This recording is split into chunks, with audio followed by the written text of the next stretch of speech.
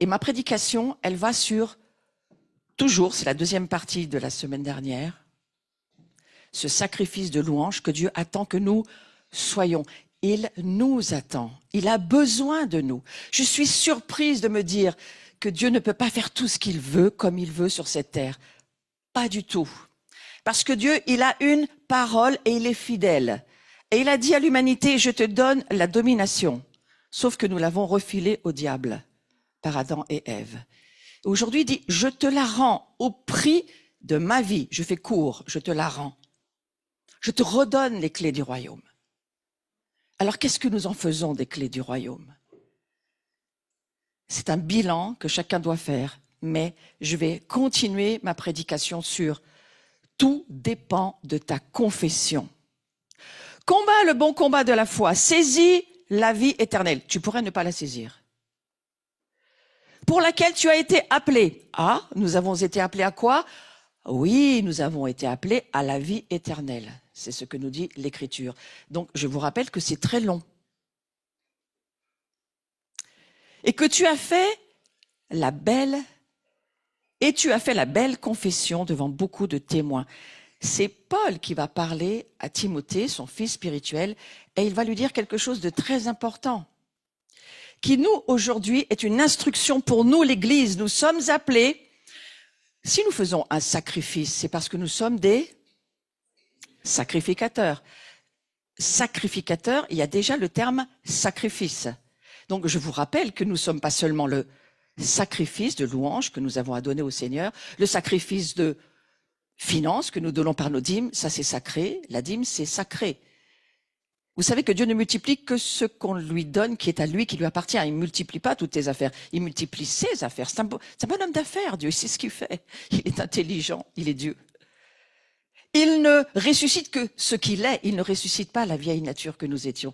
Il nous ressuscite, nous, dans qui nous sommes en Christ. Il se ressuscite lui-même. Il ne ressuscite pas ce qui n'est pas lui. Hors de Christ, nous ne sommes rien. Pensez à vos investissements simplement et réfléchissez à ce que vous êtes en train de faire. Vous avez des problèmes financiers? Qu'est-ce que vous donnez à Dieu qu'il peut multiplier? Anne-Marie, tu as beaucoup d'investissements qui vont donner. Avec ce que tu viens de faire ce matin, lorsque tu donnes de ce qui est de l'œuvre qui est la tienne, que tu portes, qui est celle de Dieu, mais qui est aussi la tienne, et que tu la laisses dans les mains du royaume, Dieu multiplie.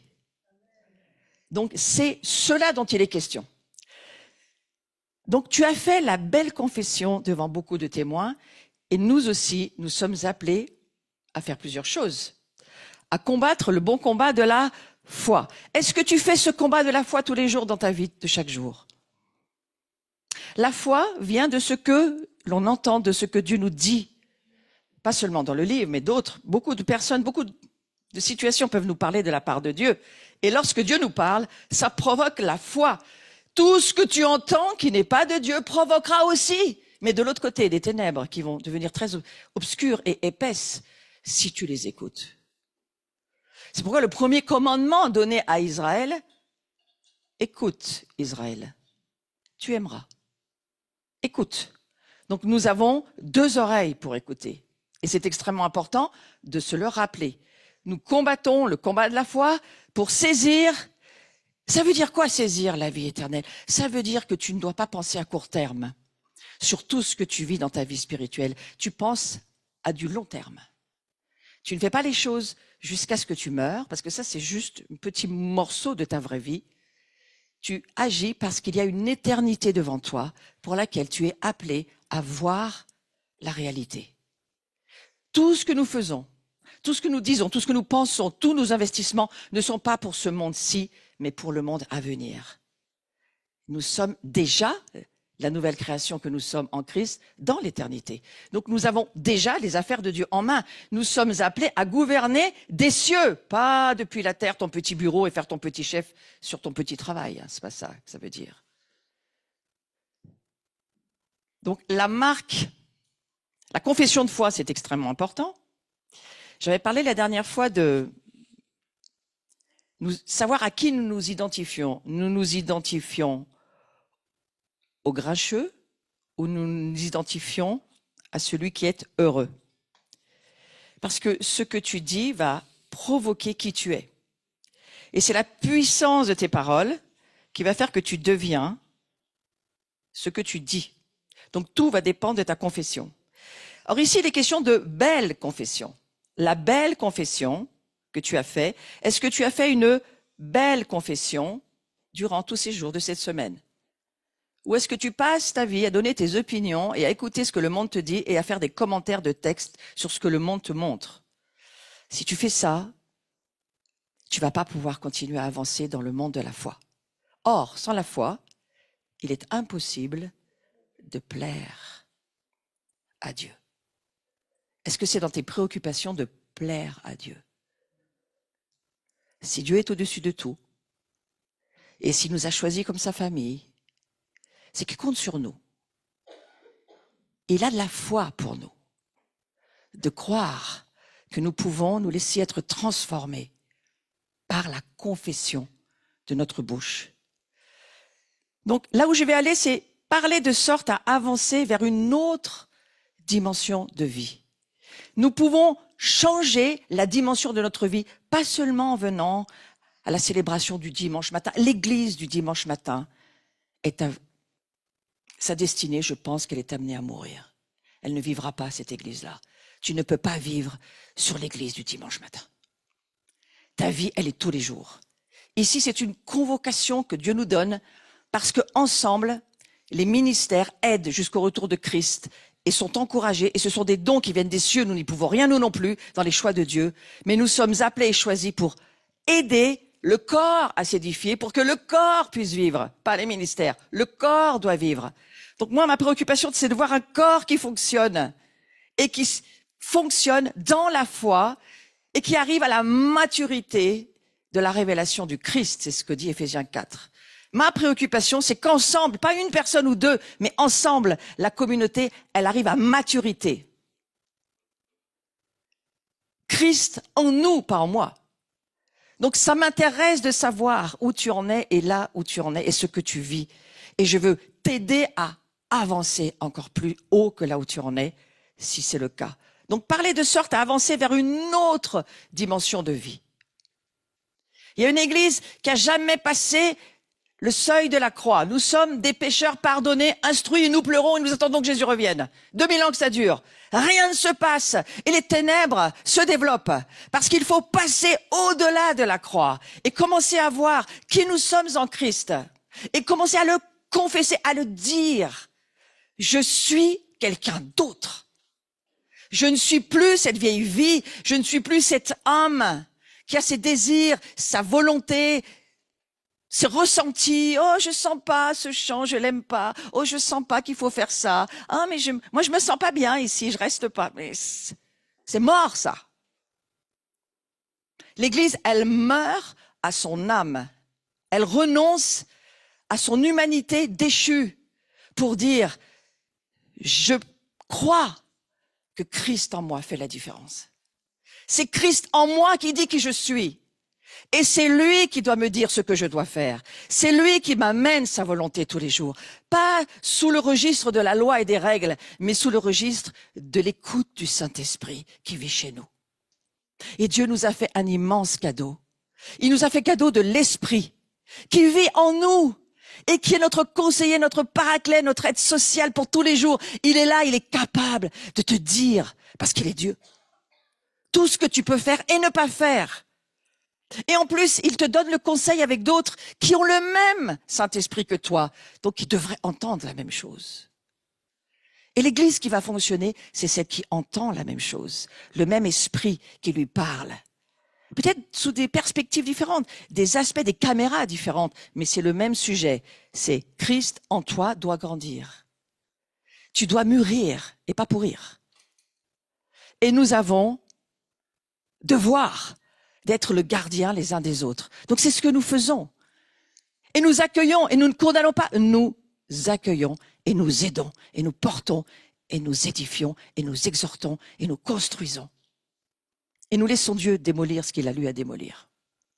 Donc c'est cette puissance de la proclamation de la parole aujourd'hui. Parler de sorte à avancer. Frères et sœurs, je souhaite que tout le monde avance. Alors, on va parler de l'homme intérieur spirituel, le nouvel homme dans lequel vous êtes. J'ai pas dit vous avez un peu. Vous avez un peu de Jésus, puis vous êtes une nouvelle créature. L'Église doit vous faire savoir que vous êtes une nouvelle créature.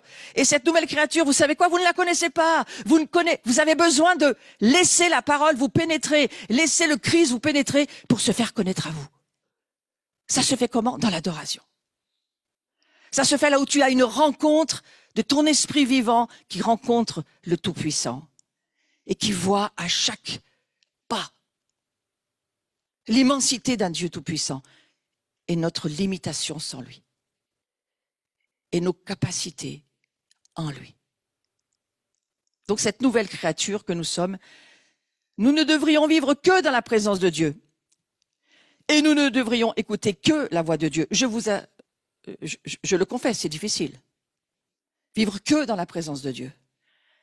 Mais c'est pas si difficile que ça si tu sais qu'il vit en toi et que tu l'emmènes partout. Donc partout où tu vas, où tu es, tu vis dans la présence de Dieu. Daniel, qui vivait au milieu de la haute sorcellerie, n'avait aucun souci, était saint, ne péchait pas. Il avait son Dieu en lui. Et au milieu de la sorcellerie, il était dans la présence de Dieu. C'est pas les conditions extérieures qui te disent, c'est les conditions intérieures. Et on va le voir ensemble. La pensée de l'esprit vit dans la vie de Jésus qui vit en nous. Donc, nous avons la pensée de Christ. Tu te lèves le matin et tu dis, j'ai la pensée de Christ. Quel combat vis-à-vis de cet esprit de confusion partout, avec tous ces débats, tout ce qu'on écoute, les uns à droite, les autres à gauche. Il n'y en a pas un qui est d'accord, il n'y en a pas un qui sait s'il a tort ou raison, mais tout le monde va avoir raison de toute façon. Mais quel chaos! Nous transportons un Christ en paix, en harmonie avec lui-même, avec sa Trinité. Il est en paix, il est Dieu en nous. Et nous devons avoir cette confiance qu'il vit en moi. Si je remplis les conditions dont il est question dans la parole de Dieu. Mais il faut commencer par croire. Et Jean-Baptiste va dire, j'ai la mauvaise nouvelle à vous dire là, j'ai une mauvaise nouvelle à vous dire. Vous êtes incapable de rentrer dans les mystères par vous-même, en tant qu'humain, naturel, charnel. Moi, je vais vous baptiser d'eau, mais c'est pas du tout ça qu'il vous faut seulement. Bien sûr qu'il vous faut voir le pécheur que vous êtes et le combattre et crucifier votre chair et y renoncer et vivre cette lutte dont Paul dira dans Romains 7, j'arrive pas à faire le bien que je veux faire et le mal que je veux pas faire, je le fais. Ben ça, c'est ta chair. C'est pas une affaire de démonologie seulement, c'est une affaire de chair. Il faut lutter contre la vieille nature déchue que nous ne sommes plus, mais il y a certains résidus qui sont encore là dans notre chair. Donc nous ne nous battons pas contre notre vieille nature, elle est morte à la croix. Mais nous nous battons contre notre chair qui est encore là. Nos habitudes, nos emprises, les blessures, les séquelles d'un monde déchu, passé, qui est encore en nous. Dans notre chair, pas dans notre esprit. Notre esprit, Christ est le propriétaire. Et nous avons devoir d'être le propriétaire de nos pensées. Si nous ne sommes pas propriétaires de nos pensées, comment pourrions-nous prier? Comment pourrions-nous confesser et proclamer la parole de Dieu si nous proclamons tout ce qui est charnel, tout ce qui est de doute, tout ce qui est des choses que Dieu veut pas entendre? Parce qu'il voit bien qu'il n'y a pas de conversion. Il n'y a pas de changement dans la vie de ces personnes-là. Elles ne font qu'expliquer à Dieu toute son incapacité, son impuissance, visiblement. C'est pas ce que Dieu attend dans nos prières. C'est pas ce qu'il attend dans nos confessions. Il attend à ce que notre esprit soit rempli du Saint-Esprit et lui rappelle qui il est et de plaider avec lui. Pour nous et pour ce monde. Pour que ce monde voit qu'il n'est rien sans Christ, mais qu'en Christ, il va pouvoir faire beaucoup de choses. Donc c'est de cela dont il est question dans ma prédication. Le royaume des cieux, il est présent en nous et c'est ce qu'on appelle l'homme intérieur spirituel régénéré. Cessez d'avoir peur pour votre vie. Vous êtes devenu, si vous avez donné votre vie à Christ, quel que soit là où vous en êtes. Christ, il dit pas, bon, j'en prends 50%, puis le reste, on verra plus tard. Il fait pas ça. Je trouve qu'il aurait dû, mais il veut pas faire comme ça. Il dit non, je prends leur vie et je leur offre la mienne en semence incorruptible. Tu es une semence incorruptible. Ça devrait te faire sourire si tu m'entends. Si c'est pas ton cerveau qui essaye de calculer, mais ton esprit qui dit waouh. Parce que le cerveau est toujours en calculette. Mais l'esprit dit ouh, une semence incorruptible. Alors ça veut dire quoi? Que je ne suis pas corruptible? Exactement. Ça veut dire que Dieu te donne dès le départ un paramètre. Tu es incorruptible. Si c'est moi qui vis chez toi, tu es incorruptible. Maintenant, il faut développer la semence, qu'elle devienne un arbre qui va donner des fruits. Ça va prendre du temps, mais déjà, sache que tu es appelé à grandir, à mûrir. C'est ça que Dieu surveille. Surveille pas ton succès de ce monde. Surveille pas là où tu en es de tes capacités humaines qui t'amènent à être quelqu'un de bien, parce que ça, c'est pas qu'il s'en fout, mais ça l'intéresse pas vraiment. Ce qui l'intéresse, c'est ton degré de maturité pour ta vie éternelle, pour ce que tu vas être dans son royaume du millénium, pour ce que tu vas pouvoir être en lui, pour lui et pour l'éternité. C'est ça qui intéresse Dieu. C'est comme si tu me disais, Dieu, il s'intéresse qu'à l'école primaire, en fait. C'est que ça, l'école primaire, puis après... Non, mais lui, il est au-delà de l'école primaire, n'est-ce pas? Nous aussi, du reste. Si tu disais à un enseignant, écoute, réussis ta primaire, puis après, tu peux partir en voyage, tu irais pas bien loin. Tu saurais lire et écrire, c'est tout. La plupart des chrétiens, ils savent lire et écrire. Ils savent rien d'autre. Parce qu'en eux, l'esprit d'Antéchrist les limite, les tient par leurs pensées, les canalise, les confine, leur interdit le passage dans le mystère. Quelle tristesse! Alors que Dieu dit, en moi, tu peux partir en voyage. Pas besoin d'EasyJet. Tu prends mon esprit et tu viens me rencontrer dans les cieux.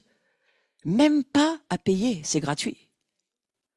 Et c'est cela que Dieu nous propose, de développer cette semence pour devenir un arbre.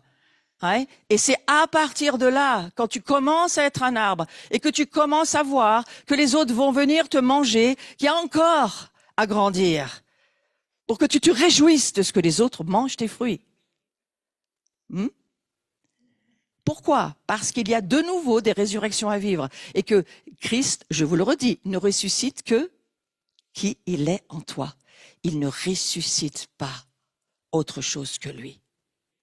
Donc il amène des naissances dans son royaume de ce qu'il est, lui, pas de qui nous sommes sans lui. Ça devrait changer nos prières. Nous apprenons à vivre de l'intérieur vers l'extérieur.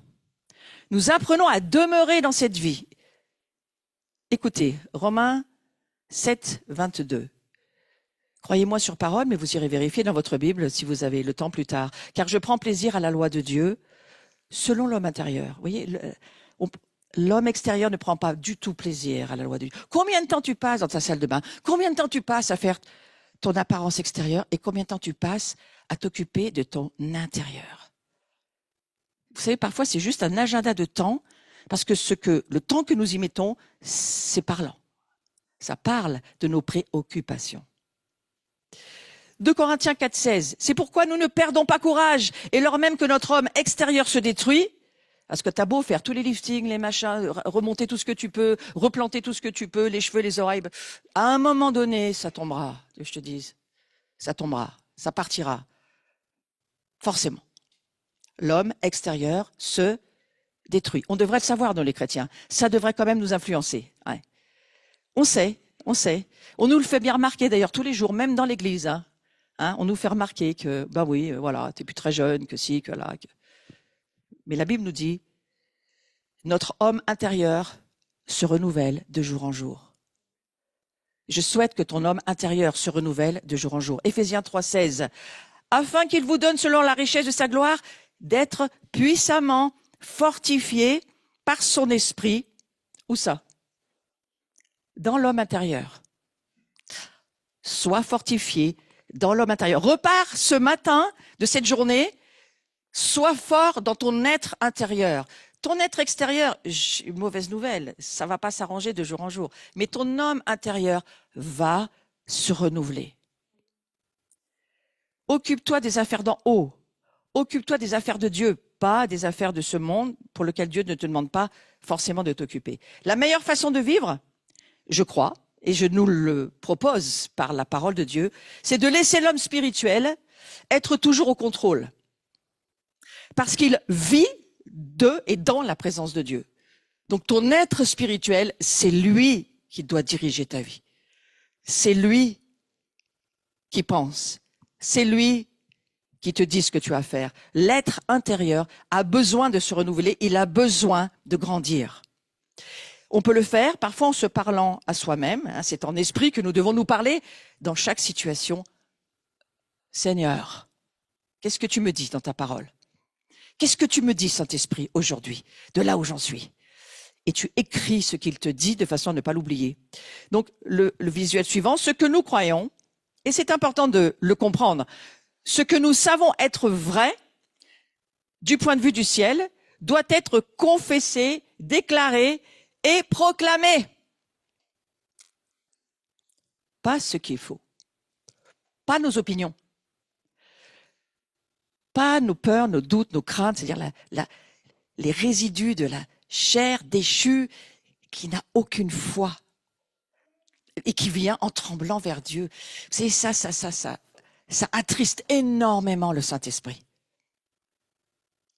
Les proclamations de Dieu, combinées à notre confession, écoutez bien, créent un langage qui surmonte tout obstacle, toute opposition. Combien de proclamations de Dieu combinées à votre parole. Confesser, ça veut dire parler de la part de Dieu. Confesser, ça veut dire ce que Dieu dit, dire ce que Dieu pense. Parler les réalités de Dieu, c'est ça la confession. Hein. Lorsque vous les proclamez comme on l'a fait ce matin, ça crée.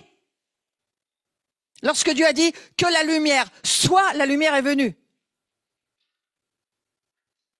Lorsque nous disons tu es vraiment naze et nul, tu vas le devenir. Parce que nous le créons au travers de nos paroles et nous le confessons et nous le proclamons et nous le déclarons. Et Satan travaille avec ça. Il travaille avec notre langage. Il travaille avec notre confession. Nous, communauté, nous en sommes là où nous confessons ce que Dieu dit. Et nous n'en sommes pas plus loin. Donc le mardi à la prière, l'église à genoux qui confesse, qui proclame, qui déclare les réalités de Dieu, ça fait grandir l'église, ça la fait avancer, ça ouvre les bras, ça ouvre le cœur de Christ qui va chercher des personnes pour dire, là ils vont pouvoir faire quelque chose. Ouais. Vous savez, faut pas compter que sur l'évangéliste qui serait la personne qui aurait l'onction pour ramener tout le monde à l'église. Ça saurait si c'était ça. La preuve que c'est pas ça. Il nous conduit vers des rencontres et des expériences qui produisent notre identité dans toute sa plénitude. Et ça, c'est la côté extraordinaire de l'adoration. Du moment où Dieu vient, il siège au milieu des déclarations, des proclamations, des confessions que nous disons qu'il est, qu'il fait. Là, Dieu vient. C'est nous qui l'attirons. C'est nous qui devenons un aimant pour lui et il vient vers nous.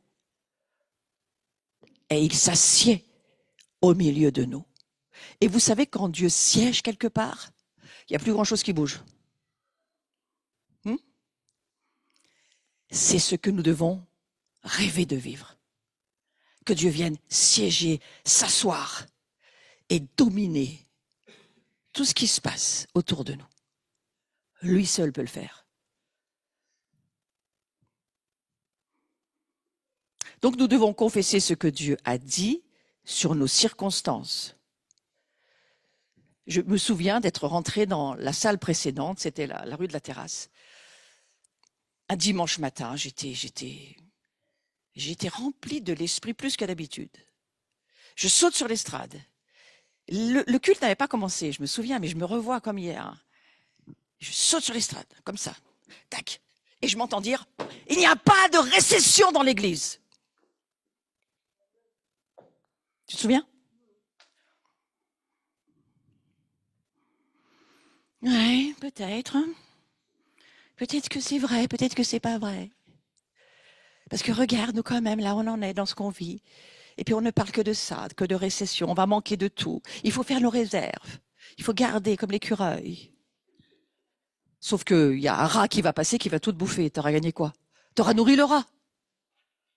Ouais. Il n'y a pas de récession dans l'Église. Ni pour les finances, ni pour les maladies, ni pour rien. Puisqu'on a chanté, il est au-dessus. Mais alors pourquoi tu ne le crois pas? Pourquoi tu chantes un truc que tu ne crois pas? Alors mets-toi à genoux avec moi et dis, Seigneur, viens au secours de mon incrédulité. Mais viens, j'ai besoin que tu viennes au secours de mon incrédulité. Parce que si nous le croyons vraiment, frères et sœurs, on n'en serait pas là. Les démons croient. Les démons sont croyants, ils tremblent. C'est dans l'Écriture. Les chrétiens, on n'est pas des croyants, on a la foi dans le Christ. C'est pas de la croyance, c'est de la révélation dans la vérité, qui est une personne qui s'appelle Jésus. Donc, voilà. Ce que nous savons être vrai du point de vue du ciel, ce que tu sais être vrai du point de vue du ciel, viens le mardi, viens chez toi dans ta chambre de prière et prie, écris et dis à Dieu, c'est ça la vérité, même si tout le reste me dit le contraire. C'est ça la vérité, c'est ça la prière. C'est ça la proclamation, c'est ça la confession. Là, on va voir l'Église commencer à bouger. Là, on va voir arriver les chameaux et les ressources. Bien que ça ait commencé, merci Anne-Marie. Visuel suivant. Merci. Dieu veut nous entendre proclamer à haute voix. Moi, j'attendais ce matin, parce que quand même, j'en ai un peu parlé dimanche dernier. Dieu veut nous entendre. Non, mais ça se fait pas dans le monde. Il faut pas parler, il faut pas trop se montrer. En fait, le monde nous donne des normes d'attitude, de comportement très religieux. Moi, j'ai bien aimé Bartimée quand Jésus est passé à la sortie de Jéricho. Le gars avait vraiment un besoin et lui s'est mis à hurler.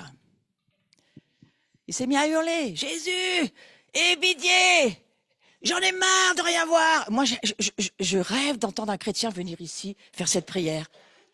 Un vrai voyant, mais qui veut voir dans le monde de l'esprit. Et qui dit, Jésus, j'en ai marre de rien voir.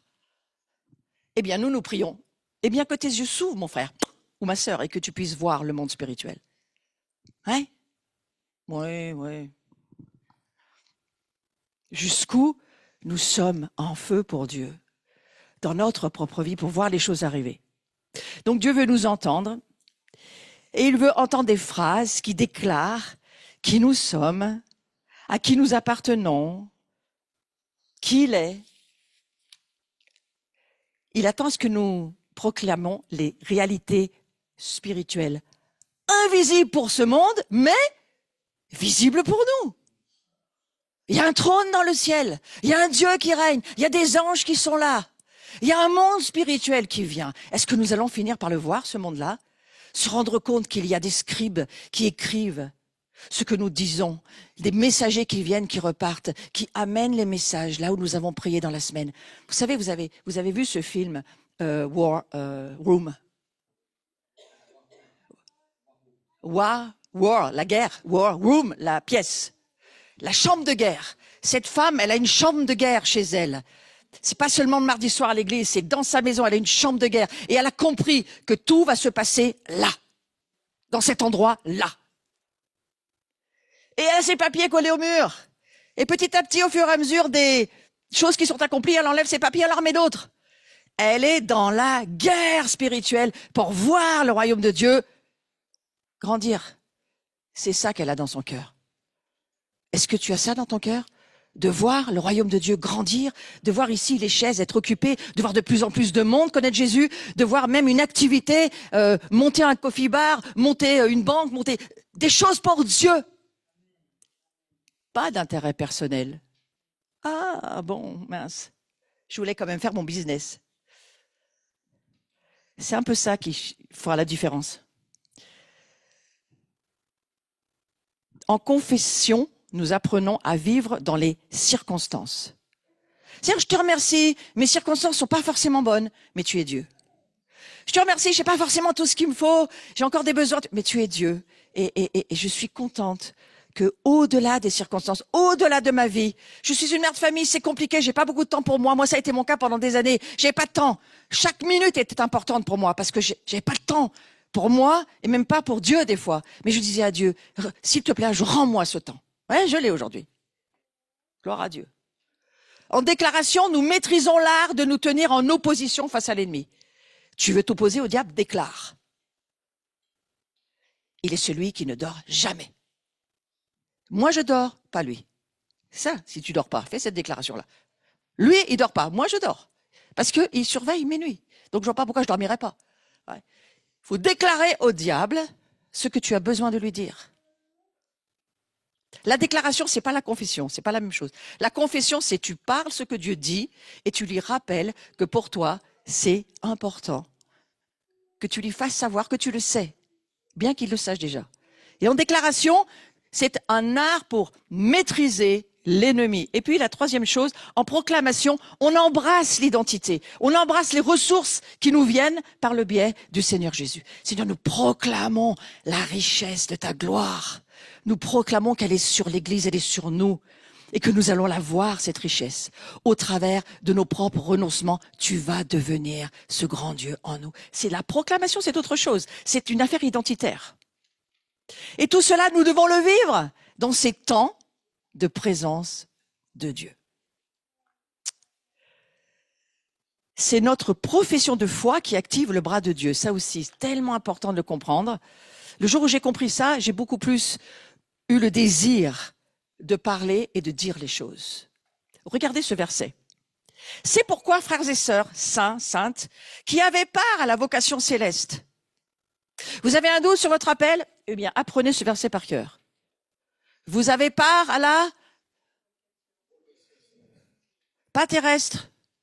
Attention, pas terrestre. Vous avez part à la vocation céleste. La sacrificature que nous faisons ici le dimanche matin pour Dieu, les prêtres que nous sommes, les sacrificateurs que nous sommes, les adorateurs, la famille de Dieu, les fils et les filles, qui nous sommes? Nous le sommes parce que c'est notre vocation céleste. Nous sommes assis avec le Christ. Lui, il est le grand souverain sacrificateur.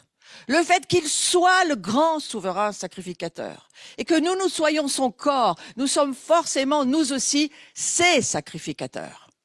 Nous sommes de sa nature, nous faisons ce qu'il fait. Il est le modèle parfait de qui nous sommes sur cette terre et dans les cieux. Et donc, c'est notre vocation, nous avons part. Donc, ce matin, nous avons notre part de la sacrificature. Considérez l'apôtre et le souverain sacrificateur de la foi que nous... Ah bon? Donc ça veut dire, tout ce que tu vas lui dire et que tu dis à haute voix, que tu proclames à haute voix, lui, tu bouges son bras et il va le faire. Seigneur, tu as dit que nous ne mendirons jamais notre pain. Tu as dit que nous aurions du travail. Tu as dit que l'activité pour l'homme, c'est une bonne chose. Seigneur, active ton bras pour moi, tu peux le faire. Le bras de Dieu va s'activer. Tu actives le bras du grand souverain sacrificateur lorsque tu pries. Oui, Seigneur, tu vois, je viens vers toi, mais alors ça, non, j'ai pas envie ça, non, mais ça, si tu voulais bien faire ça pour moi, parce qu'en fait, ça me plaît bien, puis j'irais bien là, puis bla, bla, bla, bla, bla. Les cieux n'entendent plus. Les cieux n'entendent pas ce genre de prière. De la chair. La chair est chère et ne vaut rien. La chair, c'est quoi? C'est ton âme qui a ses désirs charnels. Alors que Dieu dit, mon bras, pour mon royaume, pour ma famille, pour mes enfants, mon bras, qui va l'activer? La louange, l'adoration, les adorateurs, les intercesseurs, ceux qui savent qui ils sont, ceux qui savent ce à quoi ils sont appelés, ceux qui savent que la vocation céleste est la nôtre, de faire bouger les choses sur la terre. La foi que nous professons, pas que nous taisons, la foi que nous professons. Et puis, il y a aussi cela, moi je veux vous encourager, moi je m'encourage moi-même. 3 étapes en ce qui concerne notre profession de foi. C'est pas facile de demeurer dans la foi, puisque notre chair n'en a pas envie. Notre chair n'aime pas se lever, notre chair est contre, déteste les choses spirituelles. Souvenez-vous que la chair, c'est-à-dire notre âme et notre corps, sont ce qui est sorti de la chute, de la séparation d'avec Dieu, et c'est mis en contrôle de tout sans Dieu. Et lorsque Dieu revient dans notre vie, c'est plus la chair qui commande, c'est le Saint-Esprit. Il y a une véritable guerre qui se lève. Une guerre. Demeurez ferme dans la foi. Que quoi? Il faut demeurer ferme dans les déclarations prophétiques. Il faut demeurer ferme dans les prières à haute voix. Il faut demeurer ferme dans les proclamations, déclarations, confessions. Dieu veut que nous parlions, que nous puissions faire entendre par, on va dire, les variations, les vibrations de nos voix, nous devenions les créateurs de ce que les cieux veulent voir sur la terre. Lorsqu'on prie que ta volonté soit faite sur la terre comme au ciel, ça veut dire parlez ma parole, parlez mes pensées, parlez qui je suis sur la terre pour que je puisse venir le faire. Parce que je ne peux pas, sans vous, le faire. La deuxième chose, retenons fermement la profession de notre espérance. Pourquoi? Parce que l'espérance, c'est ce qui nous permet de rester en vie. L'espérance est un terme biblique. On ne parle pas de l'espoir. L'espoir, tu peux très bien avoir un espoir qui demain ne va pas du tout se réaliser. L'espoir, c'est quelque chose qui n'est pas sûr. L'espérance, c'est certain. L'espérance, c'est la certitude de qui est Dieu, de ce qu'il nous dit et de ce qu'il fait. C'est un terme biblique, l'espérance. C'est pas un terme de ce monde. Sans chanceler. Pourquoi? Mais parce que, je vous le redis, sans Dieu, nous pouvons facilement chanceler. Oui, c'est très explicite. Donc, il est important de se dire, tout d'abord, nous professons notre foi, nous nous y tenons, sans tergiverser. Et pour finir, nous la retenons avec fermeté. Lorsque nous avons commencé à prier, laisse ta chambre de guerre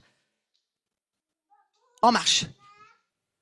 N'abandonne pas ce que tu as commencé à prier. Tu es en train de prier pour une guérison, lâche-la pas jusqu'à ce qu'elle soit vue par les médecins et qu'on te dise, il n'y a plus rien. Lâche pas l'affaire. Persévère, continue, ne lâche pas le combat dans lequel tu es. Peut-être c'est pour tes finances, peut-être c'est pour tes enfants. Ne lâche pas, laisse tes sujets dans ta chambre de guerre. N'arrache pas le papier jusqu'à ce que Dieu te dise, c'est bon. C'est fait. Mais sache une chose, en Christ, c'est déjà accompli. C'est dommage de lâcher. C'est juste que Dieu veut voir et te laisse à l'épreuve. Combien de temps tu tiens? Combien de temps tu me crois? Combien de temps il te faut pour que tu prennes cette habitude, que tu ne la lâches pas de tenir ta guerre dans la prière? Alors, je ne vous parle pas des gens qui ne prient pas. Là, ce n'est pas partie de mon sujet. Lève ta voix sans chanceler. Je crois que l'Église n'a pas compris la puissance de la parole parlée, la puissance de la proclamation. Sinon, il y aurait du monde dans les réunions de prière. C'est parce que l'Église ne comprend pas. Le système des cieux n'est pas le système de ce monde. Si tu lis tout le chapitre 1 de la Genèse, Dieu dit, Dieu dit, Dieu dit, Dieu dit. Et les choses sont arrivées. Et il dit, faites comme moi. Dieu dit, Dieu dit, Dieu dit, Dieu dit. Il parle, il parle, il parle. Et les choses arrivent. Il parle, il prie, il parle. Vous voyez, les moines, ce qu'ils faisaient pour pas être trop encombrés par le monde, ils marmonnaient toute la journée des psaumes. Ils apprenaient la Bible par cœur. Ils apprenaient des passages bibliques par cœur parce que ça leur empêchait de penser autre chose, je crois aussi. Sincèrement, ils en avaient certainement beaucoup plus besoin que nous. Et d'une certaine manière, c'est une façon d'amener la parole de Dieu avec toi. De faire que la parole de Dieu, elle devienne pour toi ta respiration. Elle devienne ta façon de penser, ta façon de voir. Alors, à combien d'heures devant la télé, à combien d'heures dans la parole de Dieu? Il faut faire des bilans personnels. À combien d'heures à lire ce que Dieu dit, à écouter des choses que Dieu veut te dire, et à combien d'heures à écouter ce que le monde veut te dire? Parce que ça aussi, ça va faire. Alors quand tu sors d'une semaine où tu as été encombré par le monde, toutes les voix du monde, toute la télé, la radio, les réseaux, les machins, et puis qu'au bout d'un moment, tu arrives dans la prière, il faut parler à Dieu, c'est impossible. Parce que dedans, c'est vide. Moi, je vous encourage à vous remplir à la maison de la parole de Dieu, des pensées de Dieu. Je vous encourage parce que, frères et sœurs, c'est un vrai combat de vie et de mort. C'est un vrai combat. En plus, ceux qui sont en études, ceux qui ont des boulots qui prennent toute la journée. Moi, j'ai été mère de famille, je sais, c'est compliqué. Moi, c'est plus facile pour moi aujourd'hui. Donc, je vous aide. Mais je sais que c'est difficile. Et pour nos enfants, tout ce qu'ils entendent, combien c'est difficile. Et qu'est-ce qu'ils entendent à la maison? Ça va jamais non plus. Ils se font toujours rabrouer à droite, de gauche, parce que si, parce que là. Ça explose au bout d'un moment. Tentative de suicide chez nos jeunes, on n'a jamais vu ce nombre. Jamais, jamais. Pourquoi? Parce qu'il n'y a pas de paix dans la tête des enfants. Il n'y a pas de paix à l'école, il n'y a pas de paix à la maison, il n'y a pas de paix à l'église, même pas à l'église. Si vous êtes dans une église qui vous accuse, qui vous condamne, alors là, c'est le chapeau. Ouais. Moi, je souhaite que ça soit pas le cas chez nous.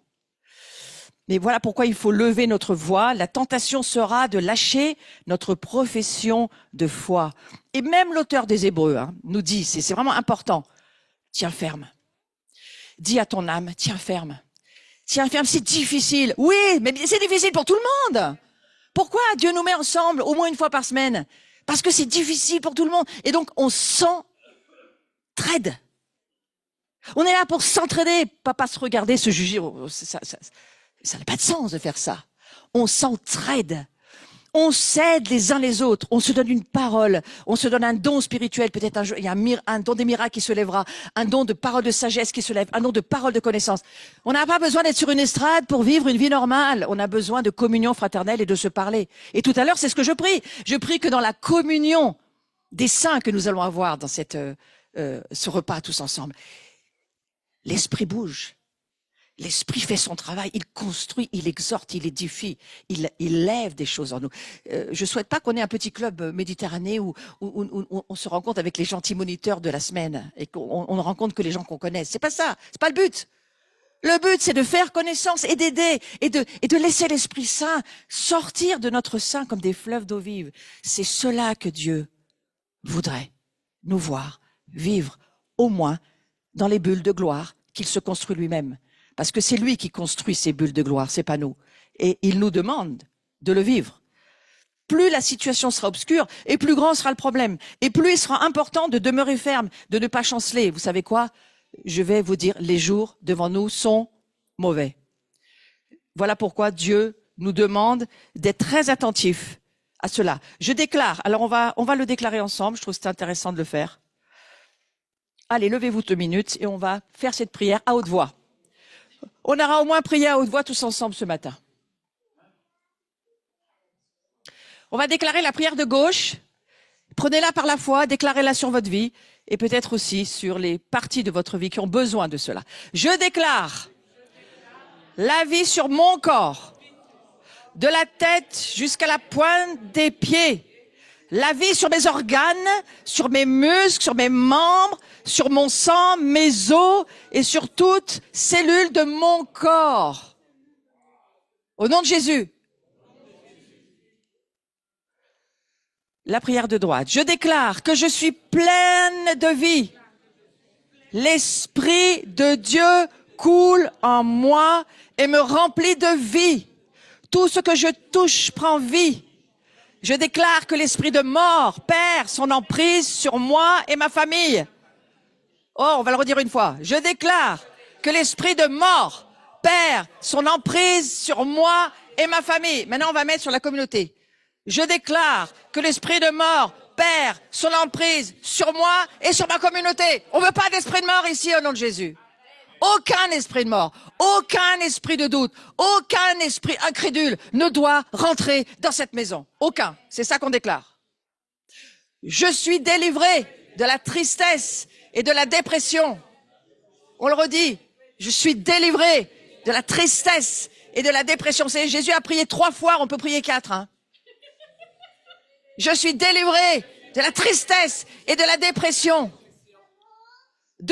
Je reprends vie en Jésus. Je reprends vie en Jésus. La source de toute vie. Je reprends vie en toi, Jésus. Si tu parles pas, c'est que tu n'as rien compris de ce que je suis en train d'enseigner. Si tu penses, tu n'as rien compris. Si tu parles, c'est que tu m'as bien écouté. D'accord? C'est en parlant que les choses sont transformées. Il y a pouvoir de vie et pouvoir de mort à ta langue. Alors que nous soyons des hommes et des femmes de bénédiction, des hommes et des femmes qui ont ce désir de créer le royaume au travers de ce que nous disons. Alors parfois, vous pouvez vous asseoir 2 secondes, peut-être même plus. parfois, il y a désir de vérité de la part de Dieu. On peut faire des bilans. Voilà où j'en suis, tac, tac, bilan. Voilà là où il y a péché, pas péché. Bon, mauvais. Discernement. Nous avons besoin de discernement. Pour toute chose. Mais à un moment donné, il faut savoir dire, Seigneur, je confesse que tous mes péchés sont pardonnés. Et que ceux que j'ai cachés, je vais te les exposer. Parce que je ne veux pas vivre avec des péchés non exposés. Pourquoi? Parce que ça donne un droit à la sorcellerie de faire son travail. Et toute la communauté, elle y aura droit aussi. Un pêche, la communauté pêche. C'était tous les enseignements, les instructions de l'Ancien Testament. Pourquoi Josué perdait la guerre? Parce qu'il y en avait un dans son camp qui pêchait. Donc tout le monde pêchait. Jusqu'à ce que Dieu dise, il y en a un qui fait pas ce qu'il faut.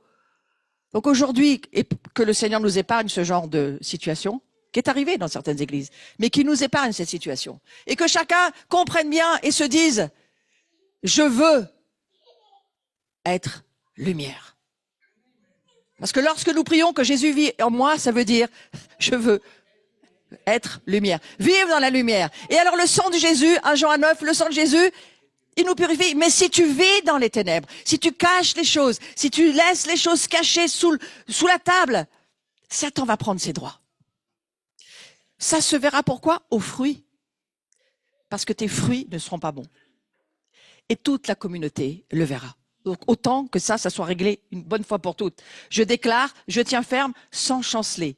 Je déclare, je tiens ferme sans chanceler. Nous avons besoin de l'aide de Dieu. C'est extrêmement important.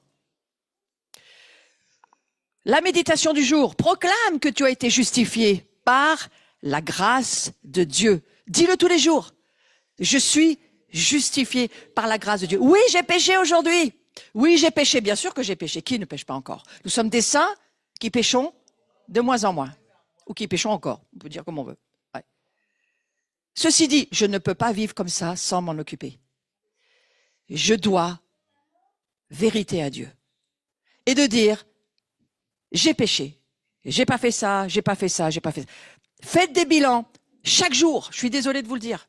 Vous pouvez pas faire un paquet de cadeaux pour 2 ans. Hein. C'est chaque jour. Laissez le Saint-Esprit être votre lumière. Lui, il met le projecteur sur ce qui le dérange. Donc, faites pas d'introspection, c'est pas à peine. On n'est pas chez les psychiatres. Mais laissez le Saint-Esprit mettre le projecteur sur quelque chose.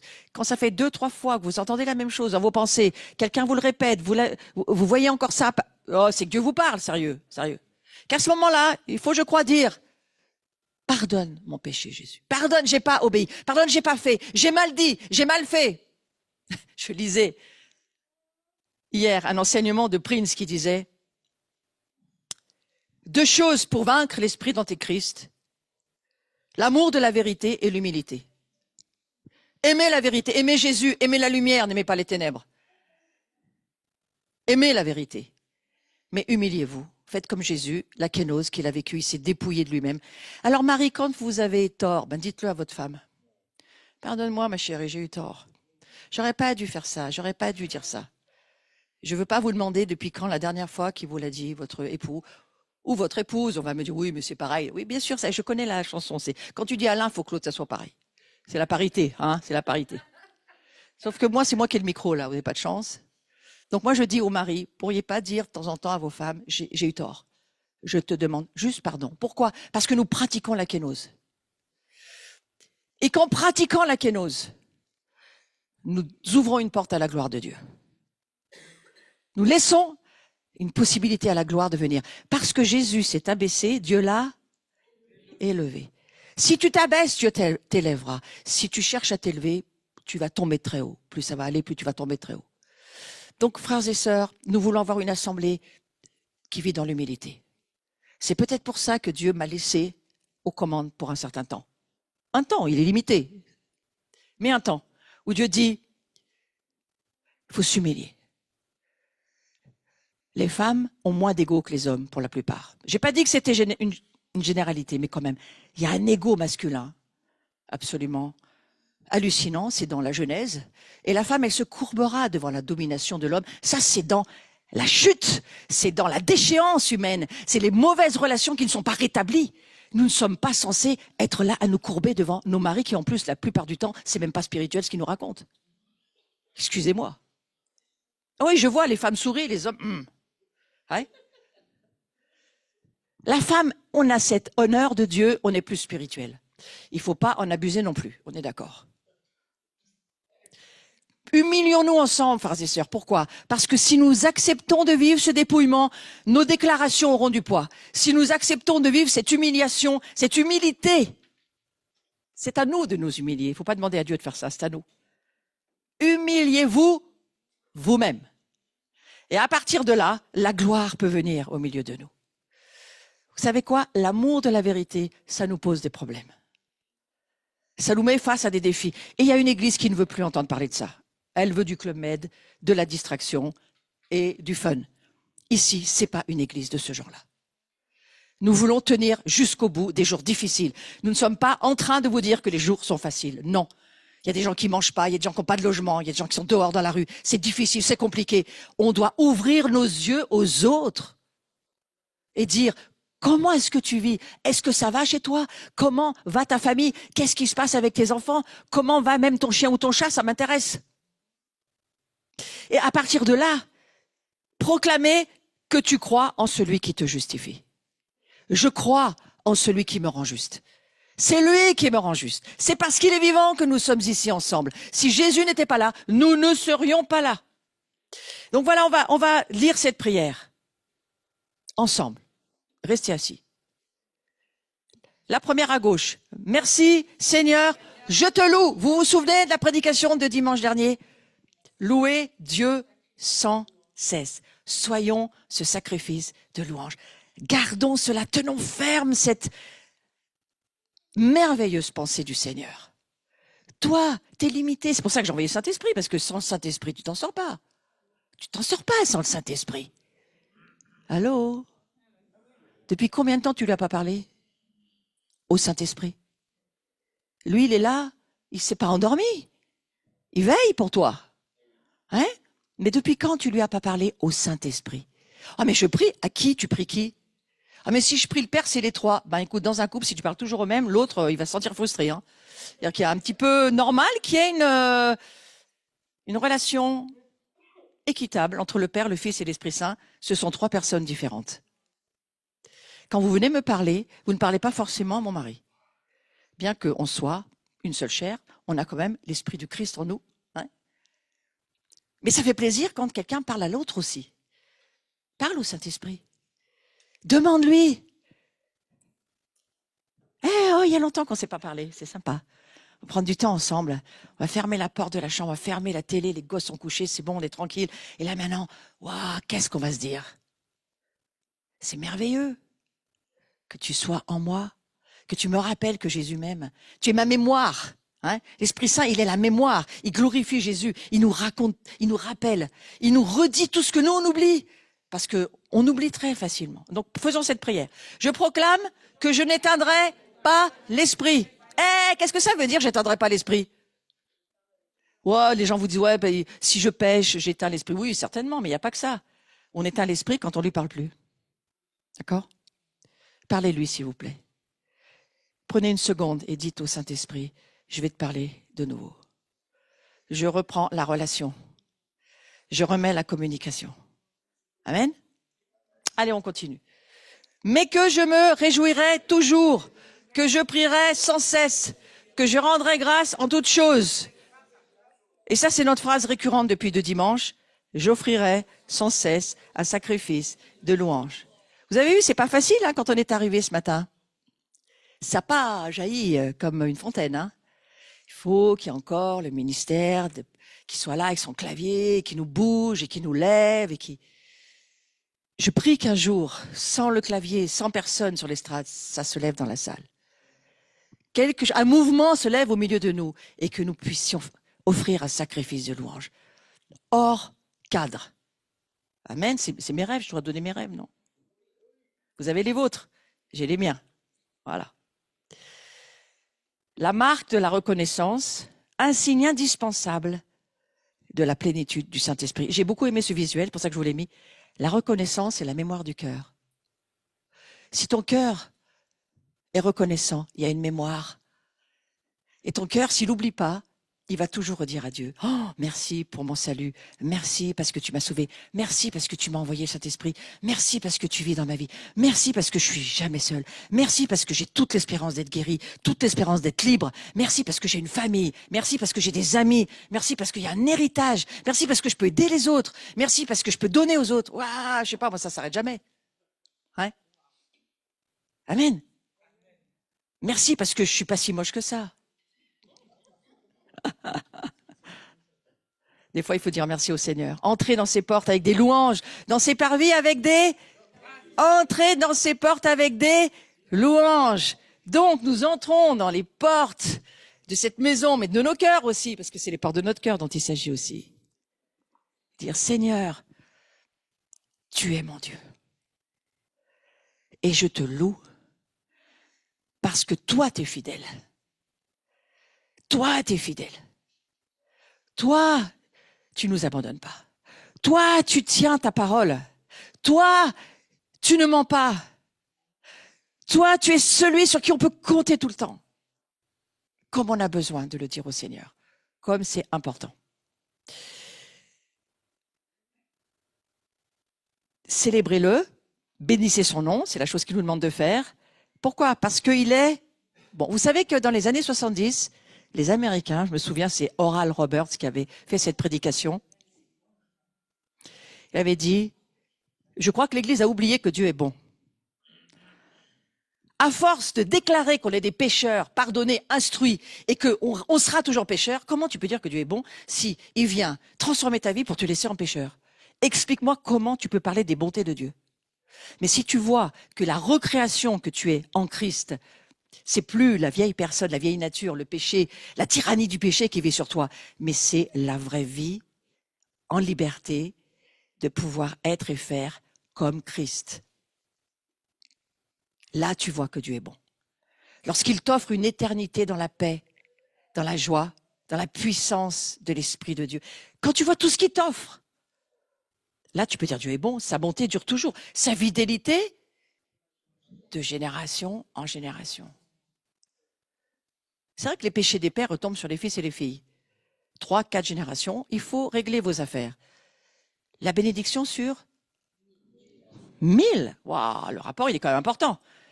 Moi, souvent, je rappelle à Dieu, 1000 générations. Nous t'aimons, nous te servons, Seigneur. 1000 générations. Et le diable, il a la migraine, là, sur ce coup. C'est aussi ça qu'il faut faire, lui donner la migraine.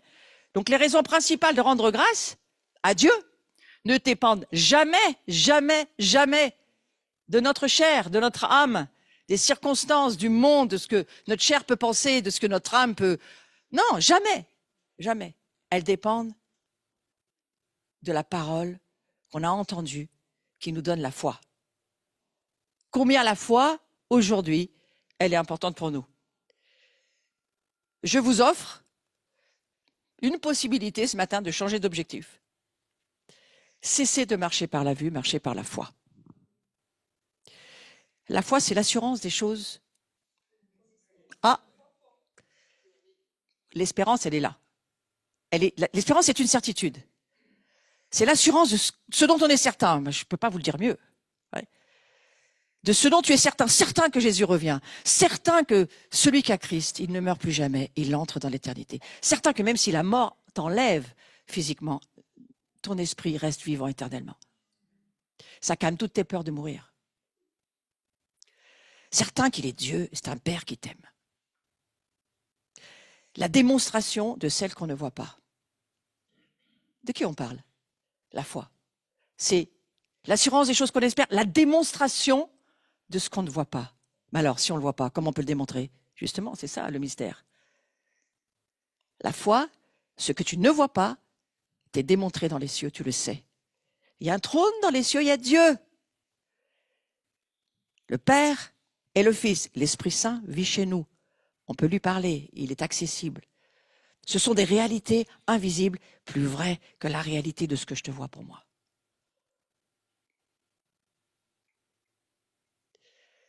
Que nos yeux s'ouvrent au travers de la parole de Dieu.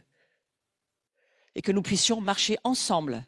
L'idée, c'est de marcher ensemble par la foi. J'ai cru, je crois, et je continuerai à croire que Dieu est bon.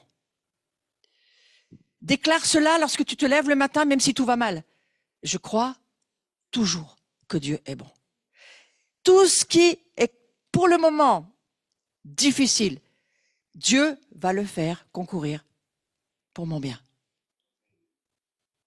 Même moi qui ai perdu un fils, aujourd'hui, j'ai une foi beaucoup plus forte, j'ai une vision beaucoup plus dans l'éternité, ma vie est passée beaucoup plus dans la vision de mon futur. Beaucoup plus. Parce que je ne reste pas sur ce que mes yeux voient ici, je vois au-delà. Notre création, la nouvelle création que nous sommes, elle voit au-delà. Vois au-delà de ta vie aujourd'hui. Vois plus loin que ce que ta vie t'offre. Parce que c'est à cela que nous sommes appelés. Merci Seigneur. On va la faire ensemble, cette prière. Je te loue. Tous ensemble, on recommence. Merci Seigneur. Je te loue. Il y a un point, on s'arrête. Je te loue. Loue-le ce matin, mon frère, ma sœur. Quel que soit là où tu en es, loue-le. Quelles que soient tes circonstances, loue-le. Quel que soit l'état de tes finances, loue-le. Ce que Dieu te demande, c'est pas de te regarder, c'est de le regarder. L'Église, elle regarde, elle fixe ses yeux vers le haut, là où Dieu siège, et elle regarde en haut. Elle ne regarde pas ce que nos yeux charnels veulent nous faire voir. C'est comme ça que Ève et Adam sont tombés. Je proclame, tous ensemble, que j'entre dans tes portes avec des louanges, dans tes parvis avec des cantiques, parce que tu es bon et que ta bonté dure à toujours. J'offrirai sans cesse un sacrifice de louange. Allez, marmonnez-le avec moi. J'offrirai sans cesse un sacrifice de louange. Un sacrifice. Un sacrifice. Un sacrifice. La louange, c'est quelque chose qui coûte à la chair. La chair, elle voudrait être dans un grand confort de vie, elle voudrait être charnelle, hein, c'est ça, être charnelle. Quand on dit « Oh, qu'est-ce que t'es charnel ?» ça veut dire que t'es vraiment dans le matérialisme, dans l'humanisme, ta chair, elle est bien là, bien ronde, bien rondelette, elle se fait plaisir, elle mange, elle boit, elle chante, elle dort. Jésus lui dira « J'ai rien pour poser ma tête, pour dormir. Ce monde, je ne suis que passager. » Ouais, ça vous parle? Je passe pas mon temps, ma tête sur l'oreiller, dira Jésus. Il parle à certains là, en disant « Non. Dans ce monde, ma vie est un sacrifice offert pour que le royaume vienne. » C'est ce que je prie, Seigneur. Je prie vraiment qu'on va aller à la bataille en chantant les louanges de Dieu. Parce que pourquoi la louange, ça fait quoi la louange? Ça ferme la bouche du diable. Quand tu loues Dieu, le diable, il peut plus rien te dire. Parce que lui, il essaye de te barrer, de te mettre il laisse des épreuves se faire. Parfois, tu les crées toi-même, hein, les épreuves. Mais bon, voilà. Et voilà, les choses se passent. Et Satan s'en sert en disant, tu vois, toute l'histoire de Job, tu vois, regarde, comment tu peux encore aimer Dieu? Et toi, tu dis, mes circonstances ne dirigent pas mon être intérieur. Quand bien même on m'arracherait la peau, je loue Dieu. C'est ce que disaient les premiers chrétiens. Les premiers chrétiens n'avaient pas du tout peur de mourir, parce qu'ils étaient remplis de l'espérance de la gloire. Et je prie ce matin que nous soyons remplis de l'espérance de la gloire, que même si tu te retrouvais dans une situation insupportable pour ta chair, tu peux encore dire, dans mon cœur, j'ai l'espérance de la gloire. Ce temps humain va passer. Toutes les œuvres humaines vont passer. La seule chose qui passe pas, la parole de vie en moi qui me dit qui je suis et qui est Dieu. Et ça passera jamais. Une force capable de faire taire l'ennemi, c'est quoi? Lorsque nous arrivons dans cette pièce, nous avons nos combats de la semaine, nous avons nos difficultés, nos fardeaux. Nous sommes. C'est normal, on est des humains, c'est normal. Jésus aussi passait du temps dans la prière. Pourquoi? Parce qu'il fallait qu'il s'extrait d'un monde très difficile, où lui, on voulait le tuer tout le temps en plus. Où on le confrontait tout le temps, à la loi, les pharisiens, tous ceux qui étaient contre lui. Il faisait toujours des choses à l'envers. Il parlait aux femmes, il fallait pas. Il libérait les gens alors que non, on préférait les garder malades, ça faisait de l'argent. Enfin voilà, il faisait toujours des choses à l'envers de tout le monde. Hein. Et puis, qu'est-ce qu'il avait besoin de quoi de temps en temps? Eh bien d'aller sur la montagne et de parler à son Père. Et son esprit montait dans les cieux et rencontrait Dieu. Et c'est ce que nous faisons lorsque nous prions. Nous sommes assis avec lui, à la droite de notre Père, et nous lui parlons et nous déchargeons tout ce qu'on n'en peut plus sur cette terre. Ouais. Et quand tu as des responsabilités plus grandes, il faut y passer encore plus de temps. Donc que Dieu nous aide à cela. Moi, c'est pour nous encourager que je vous dis ça. Tu as tiré des louanges de la bouche des enfants. Ça veut dire beaucoup de choses. Ça veut dire qu'il a pas besoin de grand-chose, Dieu, pour venir. Il a juste besoin que tu lui dises que tu es content qu'il soit Dieu. Il te demande pas d'avoir fait l'université 5e niveau, hein, d'USS, de je sais pas quoi. Il te demande pas ça. Il te dit, dis-moi juste que tu es content que je sois ton Dieu. Dis-moi juste que je suis ton Dieu. Dis-moi juste que tu crois encore en moi. Dis-moi juste que je peux faire quelque chose pour toi. Si tu me loues, je viens. Et je fais fuir le diable. Ouais, je fais fuir le diable, même de chez toi. Peut-être qu'il habite chez toi, mais il peut s'en aller. C'est pour ça que Jésus chassait beaucoup de démons. Et le fait de chasser des démons, ça faisait venir la guérison. Cette femme courbée, 18 ans, et Dieu lui dit, lève-toi, tu es libre, lève-toi. Il n'y a plus d'esprit sur ta vie, lève-toi. Tu rêverais pas de prier cette prière pour quelqu'un? Un jour, et de voir une femme se lever et dire, oh, il n'y a plus rien sur ma vie, c'est merveilleux. Dieu peut, au travers de nous, le faire encore aujourd'hui. Par la bouche des enfants, de ceux qui sont à la mamelle, c'est de nous dont il s'agit. Hein. Tu as fondé, pas ta grâce seulement, ta gloire. Sa présence vient lorsqu'on le loue, pour confondre tes adversaires, pour imposer silence à l'ennemi et aux vindicatifs. Et vous savez quoi, des fois, je crois qu'il faut nous encourager, je vais finir avec ça, il faut nous encourager sur un petit sujet. Lorsqu'on a un frère, une sœur qui, visiblement, en stress, en difficulté, en angoisse, ne fait que raconter ses ténèbres, à un moment donné, il faut arriver à faire taire cette personne gentiment, avec grâce. Viens, on va faire un chant en langue, viens, on va chanter un chant qui va purifier l'atmosphère de ton cœur. Viens, on va louer Dieu. Tout ce que tu racontes, Dieu le sait, mais n'active pas les ténèbres en racontant les ténèbres. Le témoignage qui va vaincre le diable, Apocalypse 12, 11, c'est quoi? C'est ça, le témoignage de qui est Jésus dans notre vie, qu'est-ce qu'il a fait? Il nous a sortis des ténèbres, il nous a télétransportés dans le monde de la lumière, de sa gloire. Et il a téléchargé, il est en train de télécharger sa gloire sur nos vies. Oh, ça vous fait pas quelque chose? Bon, ouais, amen. Moi, ça. Il télécharge sa gloire dans le peuple qui croit. Et la gloire, c'est pour pouvoir pardonner l'impardonnable, pour pouvoir aimer celui que tu peux pas aimer, pour pouvoir aider celui que tu aurais jamais pu aider, pour donner un don que seul Dieu a pour quelqu'un. La gloire, c'est ça. La gloire, c'est Jésus en action. C'est ça, la gloire. Guérir les malades, amener la liberté là où les gens sont captifs, ressusciter les morts, d'abord spirituels, ensuite physiques, ça viendra. C'est ça, la gloire. Vous la voulez? Levez-vous. Levez-vous. Vous bénirez ainsi les enfants d'Israël. C'est nous aussi. Donc c'est ce que je veux faire ce matin. Je veux, de la part du Seigneur, vous bénir de cette bénédiction d'Aaron. Et vous leur direz que l'Éternel te bénisse et qu'il te garde. Que l'Éternel fasse luire sa face sur toi. Qu'il t'accorde sa grâce. Que l'Éternel tourne sa face vers toi et qu'il te donne la paix. C'est ainsi qu'ils mettront mon nom sur les enfants d'Israël et je les bénirai.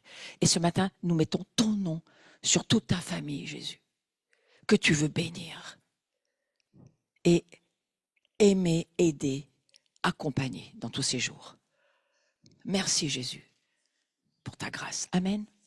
Et on va très vite, au milieu de ce message, prendre la communion. Donc si quelqu'un veut m'amener la table au milieu. OK. Et en tous les cas, nous nous associons à ce mouvement de prier pour les Juifs, comme Esther l'a fait. Je pense que l'Église finitive, l'Église de la fin des temps que nous sommes, en fait, elle est... Va rassembler tous les Juifs. Vous lisez le livre d'Esther, vous allez comprendre. Il y a environ 2400 ans, la reine Esther a demandé à Mordechai de rassembler tous les Juifs pour prier et jeûner afin d'annuler le décret d'Aman. En ces temps où nos ennemis se dressent contre nous pour nous anéantir, unissons-nous et crions la douleur de nos 134 frères et sœurs kidnappés. Et prions pour la guérison de nos blessés et de nos chers soldats. À l'occasion du jeûne d'Esther, ce jeudi 21 mars, rassemblez-vous pour une prière commune, unis comme un seul homme, en direct, parmi des centaines d'autres événements communs en Israël et dans le monde entier. Prenons le temps de nous arrêter pour le peuple d'Israël, comme à l'époque, en ces temps-ci également. Et ce qui était une époque de détresse se transformera en un grand salut.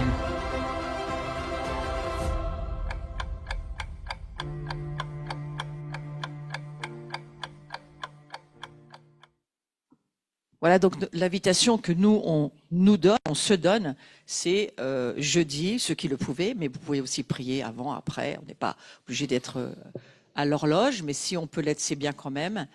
Et c'est de nous unir avec les millions, on va dire, de chrétiens qui vont prier pour ce jeûne d'Esther-là. Certains font le jeûne d'Esther, un jeûne de 3 jours, sec, eau, nourriture, en jeûne sur ces deux domaines-là. Donc c'est un jeûne très difficile. Moi, je ne l'impose à personne. Je dis juste que certains vont le faire et que ceux qui pouvaient le faire, un repas, 2 repas, c'est très bien aussi. Mais c'est de nous associer à ce qui se passe dans le monde entier. Nous sommes une seule Église et il y a un seul Père, un seul Dieu. Donc forcément, nous avons aussi la même responsabilité vis-à-vis d'Israël. Donc ça, c'était une annonce pour ce jeudi. Nous aurons mardi soir la prière ici à 20h15. Comme autre annonce, la journée du 23 mars, il y a déjà pas mal d'inscriptions, mais si vous souhaitez suivre cette journée en présentiel, inscrivez-vous sur le site, s'il vous plaît. Et puis ceux qui êtes sur le Zoom, il faut aussi s'inscrire. Je parle à ceux qui sont en ligne. Il y en a déjà un certain nombre qui l'ont fait. Comme ça permet d'organiser la journée. C'est une journée, on va dire 9h30, 10h du matin jusqu'à 17-18h. Enseignement, adoration, ministère, prière. J'enseigne sur le domaine des émotions et sur le domaine de la libération de ce que nous avons vécu dans nos passés, nos traumatismes, etc. Et je vais aller, je pense, sur un sujet qui n'est pas souvent traité dans l'Église, mais qui est une plaie et qui s'appelle l'amertume. Donc je pense que je vais aller sur ce sujet-là et que tout ce que nous n'arrivons pas à libérer dans nos vies en termes d'insupportables. Vous voyez, beaucoup de choses qui sont insupportables aujourd'hui, hein. Et Satan le sait, mais Dieu nous donne les moyens d'en sortir et de vivre libre de cela. Donc, ce sont des journées qui sont ouvertes, sécurisées, encadrées, entourées. J'ai un ministère de prière, je suis moi-même en charge de tout ce qui s'y passe. Et Laurent, lui, est aux commandes dans le côté direction prophétique pour l'adoration. Nous passons du temps avec Dieu, c'est ça l'idée. Et nous laissons Dieu toucher nos vies et nous transformer. C'est aussi ça l'idée. Voilà. Donc ça, c'est le 23 mars, c'est un samedi. Ensuite, mon Dieu, c'est déjà là. Ensuite, nous avons la petite maison de Jean, j'aimerais aller dessus. André Kotsi vit en Afrique du Sud, mais il vit une grande partie de son temps dans les Cévennes. C'est un aigle qui vole très haut en termes spirituels. C'est un garçon que je connais très bien. Il a une 50aine d'années. Il va dans les nations. C'est un louangeur merveilleux qui a un manteau pour tout ce qui va être prophétique. Vous savez, ces fameux Huguenots qui sont partis au moment où ils ont été chassés de nos nations et puis qui reviennent aujourd'hui nous bénir. Et je crois qu'il fait partie de ces aigles-là, qui reviennent, qui retrouvent leur famille, qui retrouvent leur terre, mais aussi qui nous rencontrent dans l'esprit. Et c'est une petite maison de gens qui va être un grand moment dans la profondeur, la largeur et la profondeur du cœur de Jésus. C'est ça qu'on veut vivre dans cette maison-là. Laurent sera aussi là, bien sûr, pour aider dans cette maison. Et je vous attends. Pourquoi ? Parce que c'est pour que nous puissions ensemble monter plus haut et voler avec les aigles qui volent. C'est le but de cette petite maison de gens. de laisser revenir dans la maison de Jean ce que le Seigneur veut y faire revenir. Amen.